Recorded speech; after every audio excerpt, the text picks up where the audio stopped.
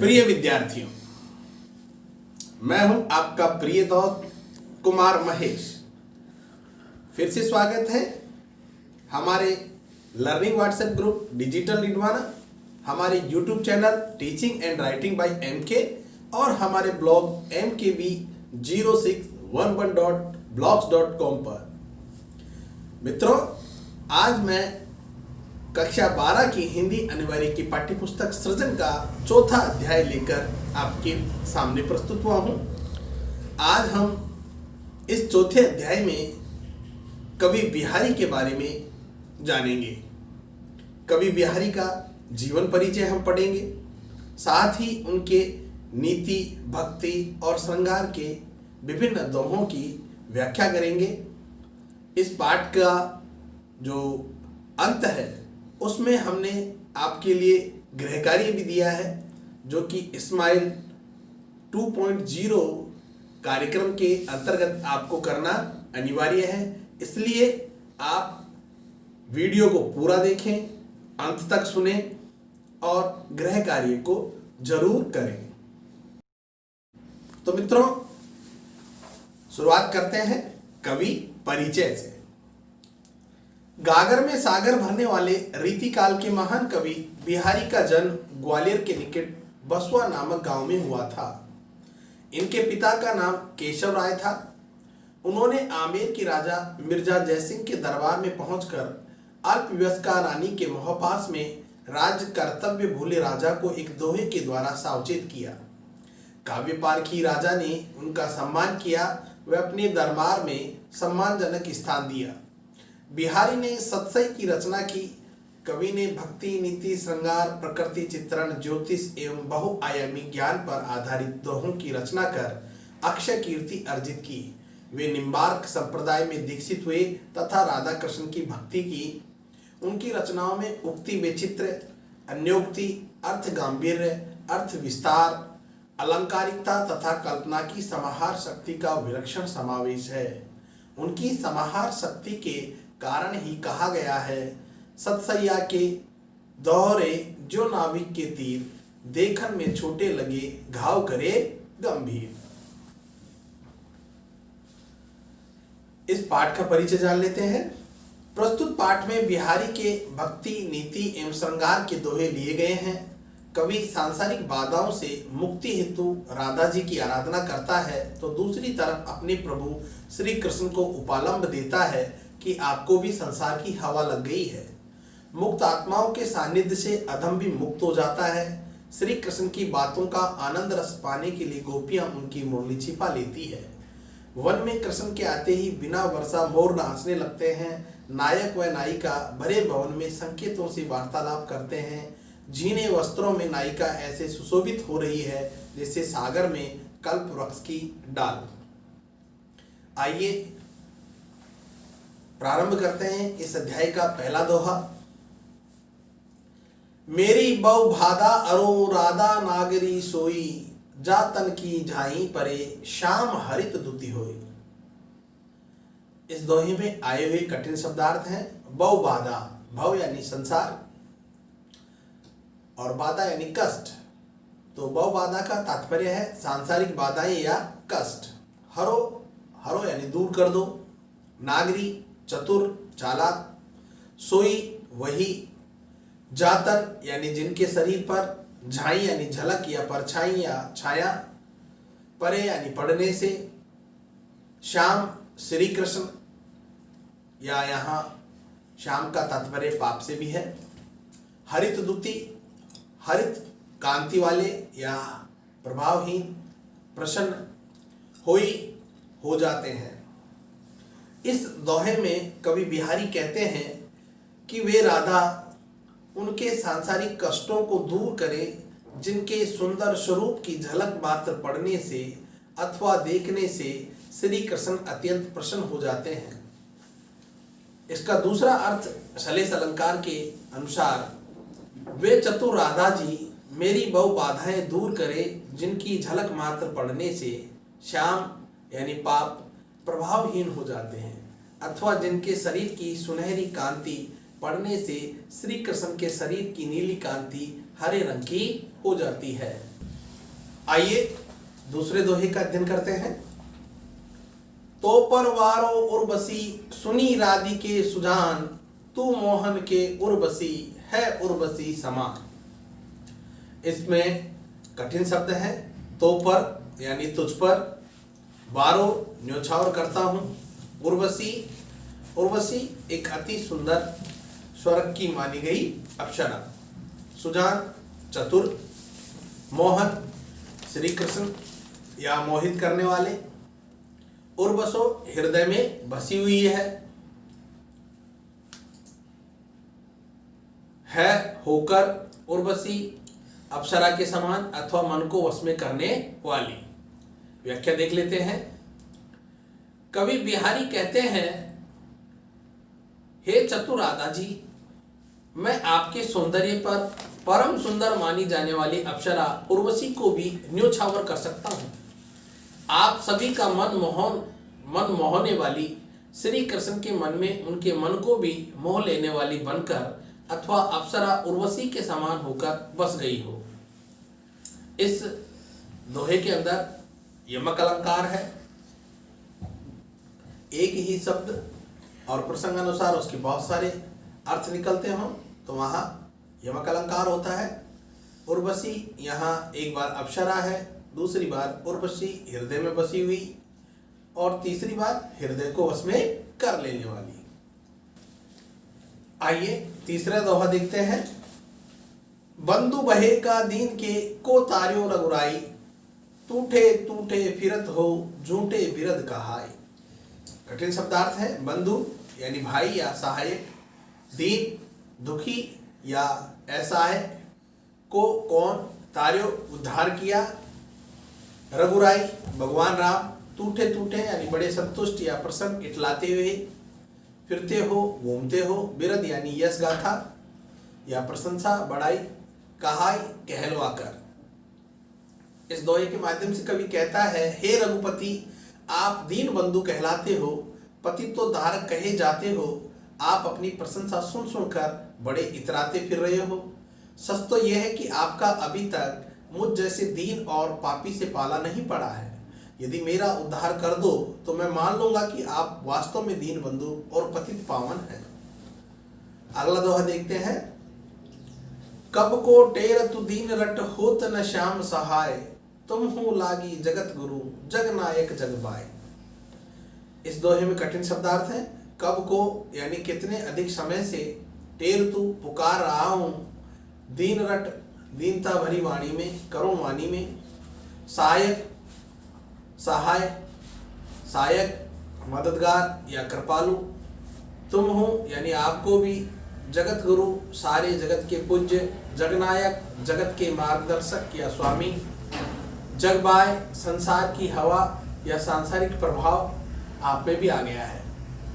व्याख्या, कवि कहता है, हे प्रभु, मैं कब से दीनता भरी पुकार से आपको अपनी सहायता के लिए पुकार रहा हूँ, पर आप मेरी दीन पुकार को अनसुनी किए जा रहे हैं। हे श्याम, हे जगत पूज्य, हे जगनायक, लगता है आपको भी सांसारिक हवा लग गई है। यदि ऐसा न होता तो मेरी करुण पुकार सुनकर आप मेरी सहायता करने अवश्य आते। पांचवा दोहा देख लेते हैं। या अनुरागी चित्त की गति समझे नहीं कोई, जो जो बूढ़े श्याम रंग त्यों त्यों उजलू होए।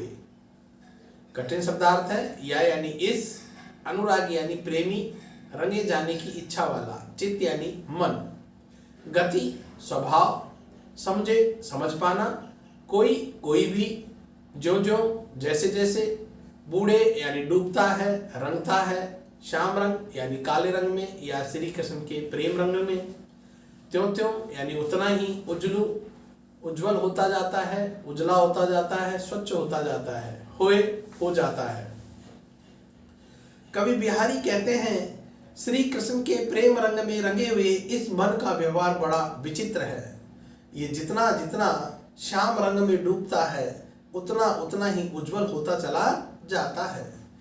विरोधी कथन का भाव है कि मन को जितना श्री कृष्ण की प्रीति में लगाया जाता है वह उतना ही निर्मल अवगुणों से मुक्त होता चला जाता है। इस दोहे के अंदर विरोधाभासी अलंकार है तथा सलेस अलंकार है। भजन कयो ताते भजो भजो न एको बार, दूरी भजन जाते कयो सोते भजो गंवार।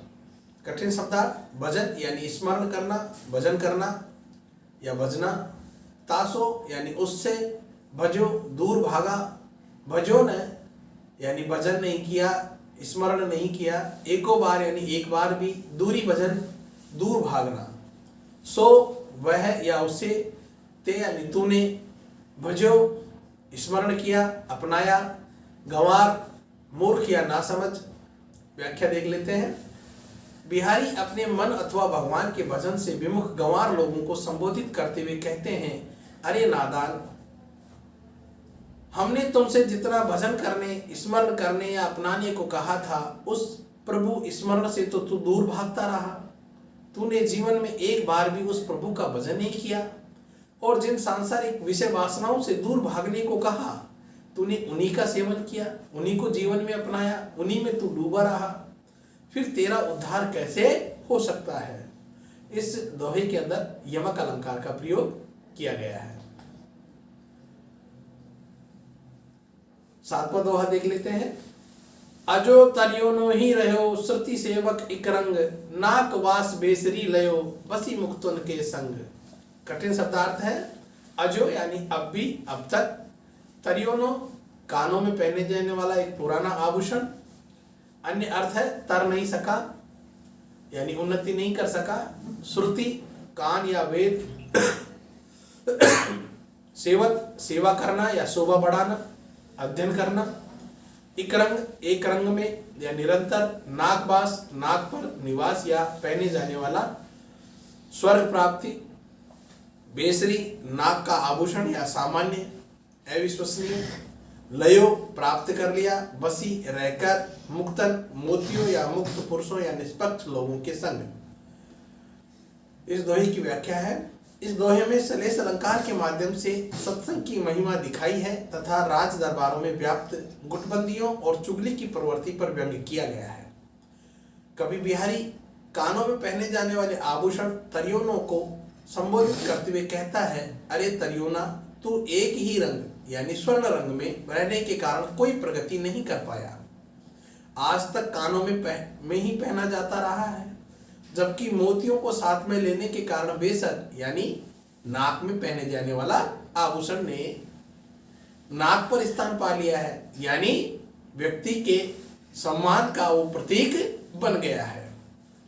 सलेस अलंकार से एक अन्य अर्थ भी इसका निकलता है, वो भी देख लेते हैं। हे एक निष्ठावान से वेद शास्त्रों का अध्ययन करने वाले, तू अभी तक अपना उद्धार नहीं कर पाया, जबकि मुक्त पुरुषों की संगति करके सामान्य जन भी स्वर्ग के भागी हो गए हैं। आइए आठवां दोहा देखते हैं।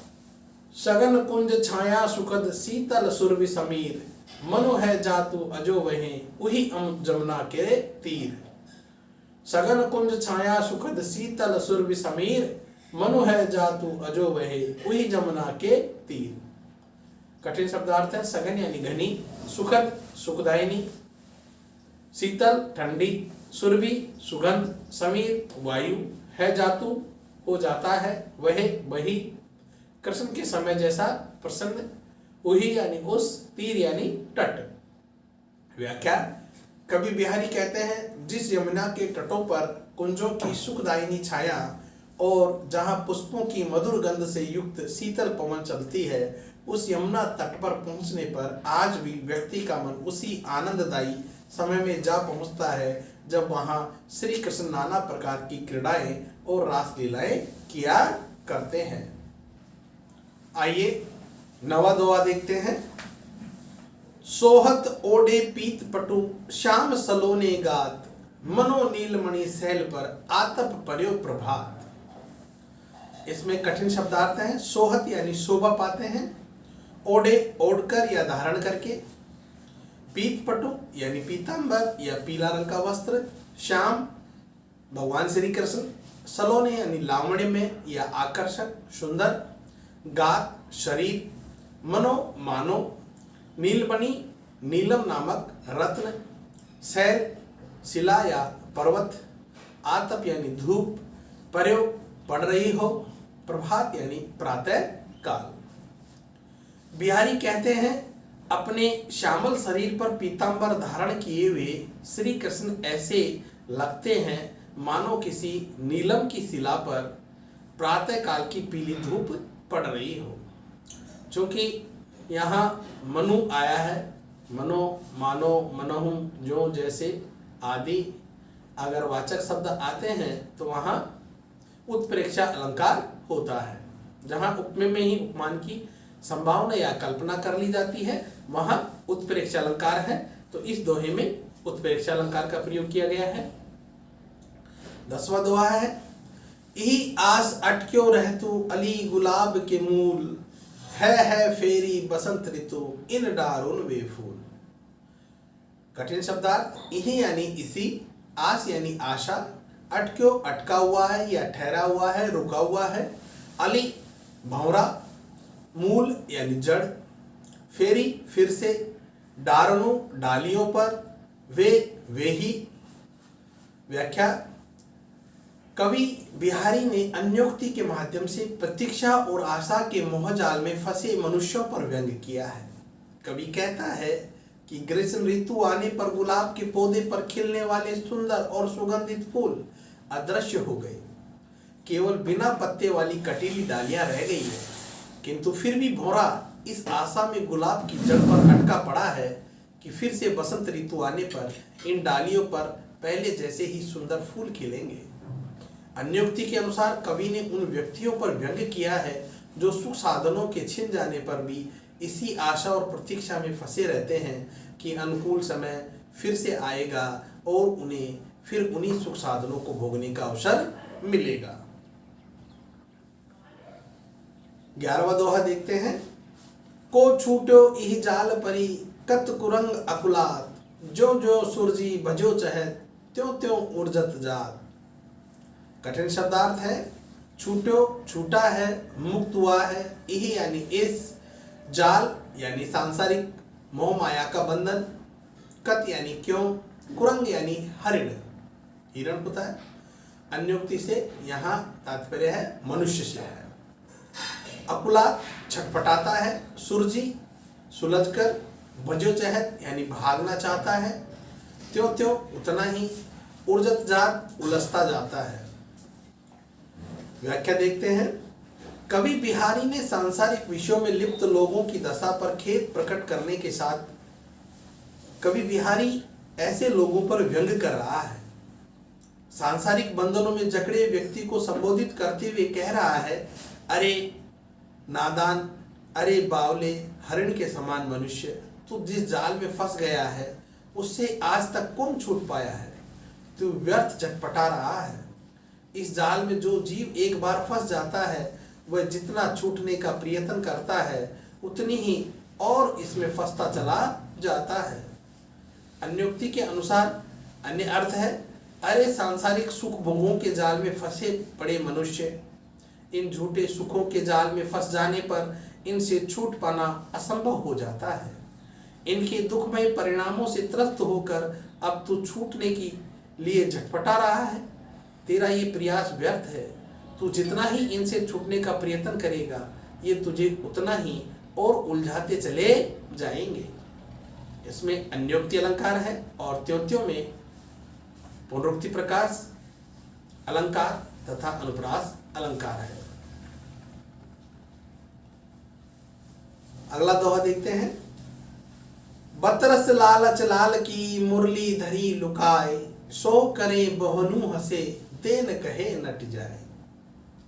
कठिन शब्दार्थ, बतरस यानी बात करने का लालच या बात करने का आनंद। लाल यहाँ श्री कृष्ण को कहा गया है, मुरली बंसी, धरी लुकाई यानी छिपाकर, सो यानी सौगंध या कसम, बहुनु यानी बहुओं से, देन कहे देने की कहने पर, नट जाए यानी मना कर देती है। गोपियों ने बातों के आनंद को पाने के लालच में कृष्ण की मुरली को छिपा दिया। गोपियां श्री कृष्ण से बात करना चाहती हैं और उसी प्रयास में उन्होंने भगवान श्री कृष्ण की बंसी को छिपा दिया। कृष्ण जब गोपियों से बंसी के बारे में पूछते हैं तो गोपियां झूठी सौगंध खा खा कर मना कर देती हैं कि उन्हें बंसी के बारे में कुछ भी पता नहीं है।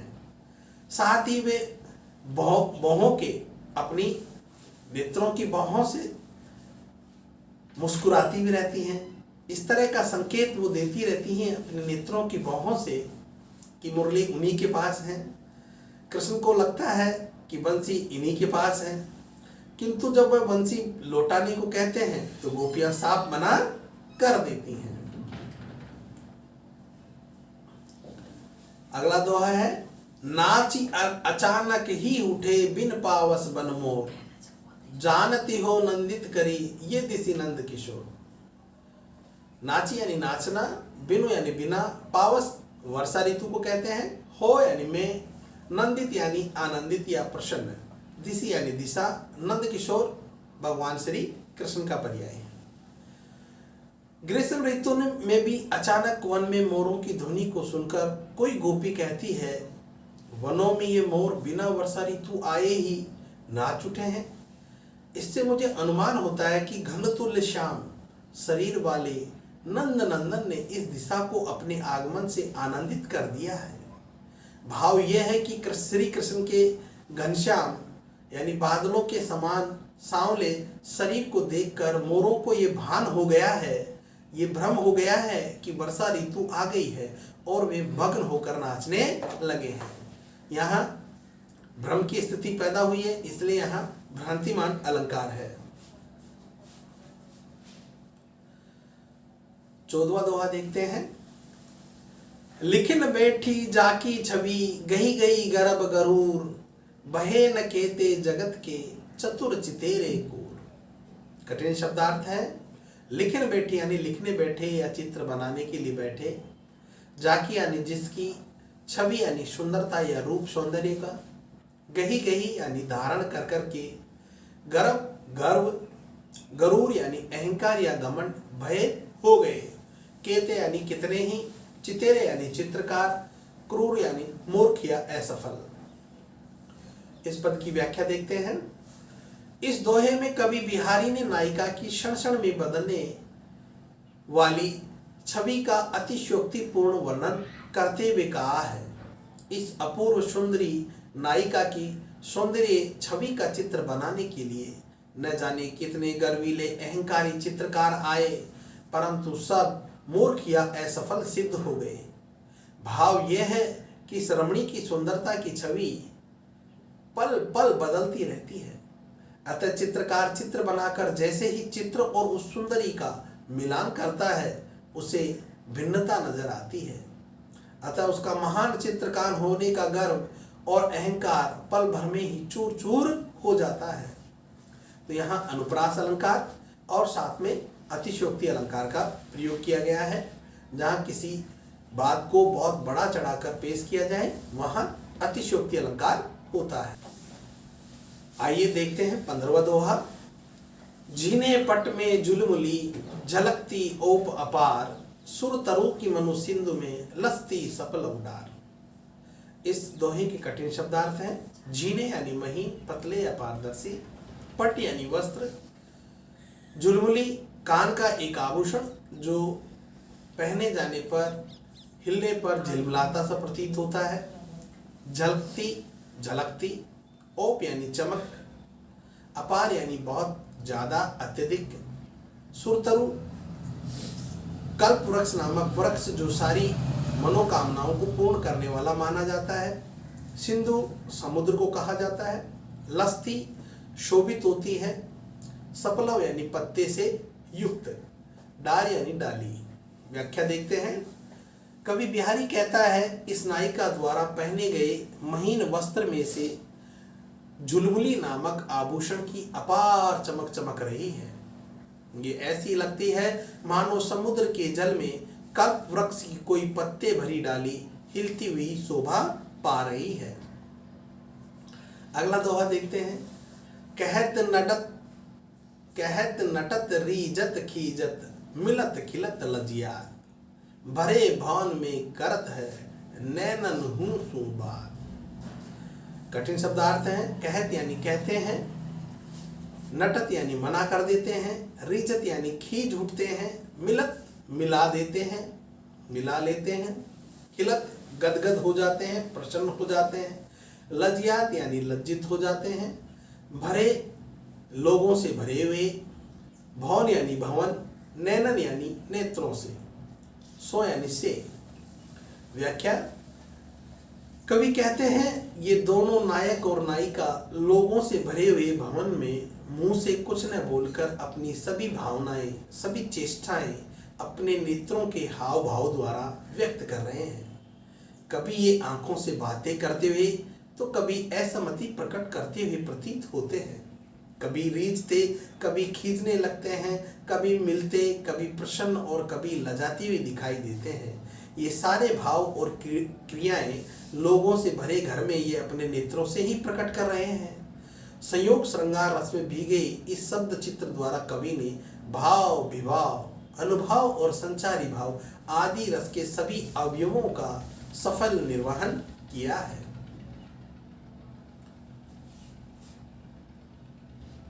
अगला दोहा, कागज पर लिखत न बनत, कहत संदेश लजात, कहिए सब तेरो हियो, मेरे हिये की बात। कागज यानी कागज, लिखते, लिखत यानी लिखते, न बनत नहीं हो पा रहा है, लजात यानी लज्जा आती है, कहिए कहेगा, हियो यानी हृदय। व्याख्या देखते हैं। नायिका नायक को अपने मन की बात बताना चाहती है। उसके सामने समस्या यह है कि वह अपनी बात अपने प्रिय तक कैसे पहुंचाए।